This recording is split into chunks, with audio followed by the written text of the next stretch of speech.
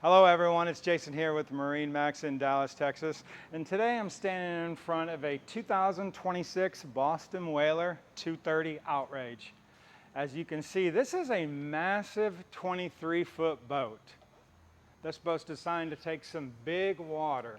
Come on inside, I'm going to show you a couple cool things of how we rig this boat.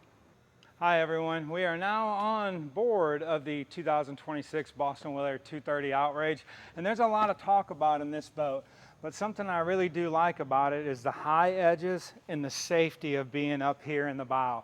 So when you are in big water, this is a real safe, secure feeling boat.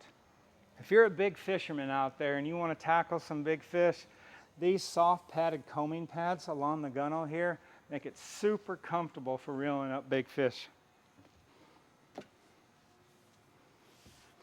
Here at the helm, we optioned this out with the dual Simrad GPSs, the Simrad radio, and not to mention the JL audio stereo system. And one of my favorite features here in this helm area on this seat is this drop-down table.